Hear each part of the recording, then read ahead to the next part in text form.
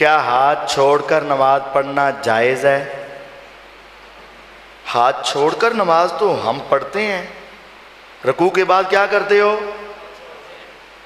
میں تو ہاتھ چھوڑ کے پڑھتا ہوں رکوع کے بعد، رکوع سے پہلے باندھ کر، رکوع کے بعد چھوڑ کر، رکوع سے پہلے باندھنے ہیں اور رکوع کے بعد۔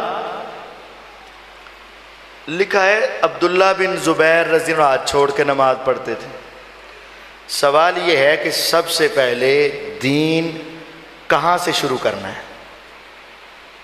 محمد الرسول اللہ، اس کے بارے میں اس بھائی کو پتہ ہوگا، اس لیے حضور کا نام نہیں لکھا۔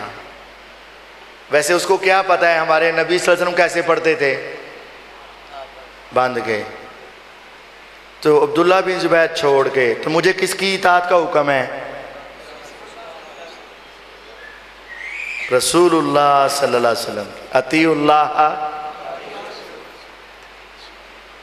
ایک مسئلہ، جب رب کا حکم آ جائے، اللہ کے حکم کے بعد کسی اور سے مسئلہ پوچھنے کی ضرورت ہے؟ صحیح ابن حبان حدیث کی کتاب موبائل میں موجود، کہو گے تو کٹ بھی داں گا، انہیں مترجم بھی۔ اللہ نے مجھے حکم دیا، نبی علیہ السلام کہہ رہے ہیں اللہ نے مجھے اور سارے نبیوں کو حکم دیا ہاتھ بن کے نماز پڑھو۔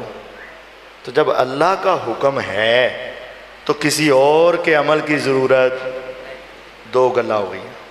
تیسری اور آخری بات، عبداللہ بن زبیر رضی اللہ عنہ ہاتھ بن کے پڑھ دے، ہاتھ چھڑ کے پڑھ، دو حدیثاں تے دوواں تے کٹھا عمل کرو، رکوع تو پہلا تے رکوع تو بعد، تو ساری گلاں تے عمل کرو۔